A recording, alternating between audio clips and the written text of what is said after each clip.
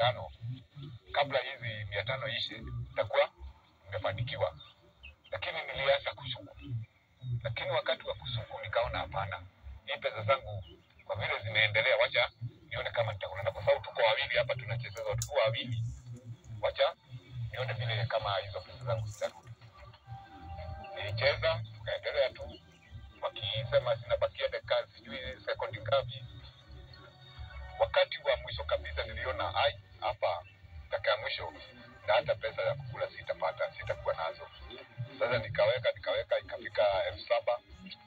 Mimi nikaona wacha niwache, lakini kile niliangalia na nikaona iko na mchezo ambaye haiendi mzuri. Kwa sababu wakati tulifika inabakia kama dakika masekondi zile za mwisho waliniambia ati niwekee sijui 10,000. Ndio sasa yani nikule.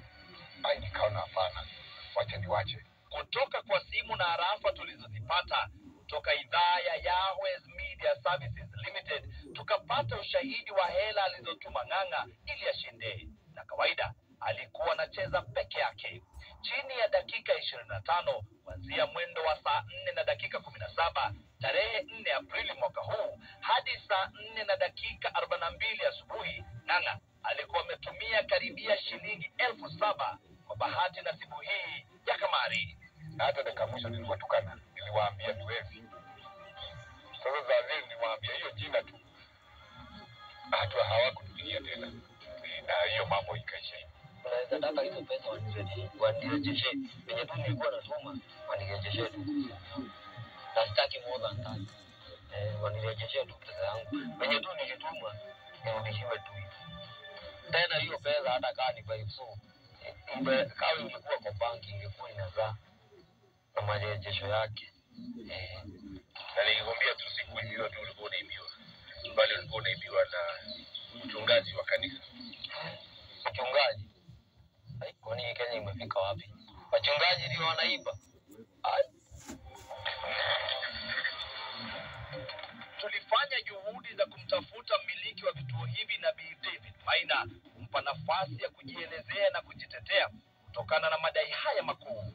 Tulimpigia simu mara ya kwanza tarehe 16 Mei mwaka huu wa 2025 tukitaka atupe nafasi ya mahojiano.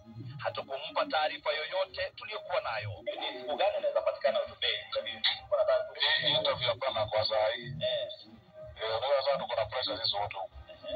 Kwa hiyo kitu kipiga watu pressure sana, hata watu wengine wanaenda. Most of the people ambao tumekuwa kwa industry wanaandika barua kwa Signet. Wafunge makivi zao kwanza. Okay. Wala kwa mmoja amesema kuna nyingi, mmoja kuna nyingi sana amesema 8 zifungwe. Okay. On Monday na afunge. Hapana, huyo ni mwenzangu. Okay. Hiyo pressure. Mimi niko na kiasi tu. Okay. Kiasi tu, hiyo alikupambana hii. Sasa unasema utatupea interview. Tunataka interview na wewe. Interview tutapanga kwanza. Tutawacha kwanza tumalize hii maneno.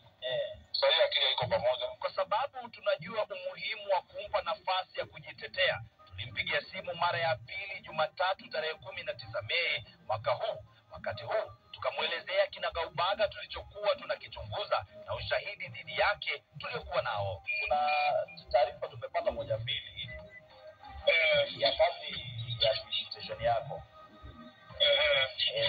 Hatutaki kusemerusha hizo taarifa bila kusikia. So tujue siku gani unaweza kuwa free between leo na kesho ama Wednesday before we air it. Kama kuna kitu tunapona nayo mnaweza ya. Utaki interview. Ni sababu tunaambiwa uko na TV 7 na tuko na Joshua kama hizo TV zote ni zako. Tunasema so information ya report hiyo ni TV kama TV control, kuna tofauti ya TV na TV yangu. So kama mlikuwa na mambo yenu mnaweza endelea nayo. Kama mnajua ni jeni. Nabii akakasirika na kutuzimia simu. Kabla ya kusitisha mazungumzo ghafla anatuonya. Ni investigation yenu malizo, mkishamaliza hiyo tu baada sina sababu kwa sababu na TV nyingine hapa TV station also. I cannot be summoned by a TV station.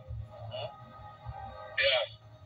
But whatever you do, mjue mhakikisha mko na details vizuri, maana itakuwa ni kesi. So whatever, just do your investigations as you have. to be done.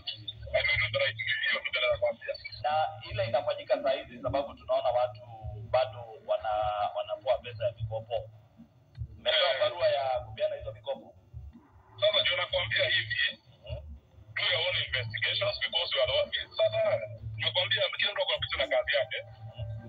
Wewe kuna ile kazi unafanya, mimi kuna ile kazi nafanya, so everybody should be busy in his phone. Kama unasikia ndio kazi yako, kuchunguza what I do on my TV and doing the right thing. Bana hauna haja kupigia simu. Tulikuwa nataka kujua hiyo kuna right of reply. Kwa taarifa na hatujakupea nafasi. Unajua kabla nifikishe kazi maana nimefikisha tumeona vitu vingi. So sometimes kufai kushika ukifuatia vitu vingine.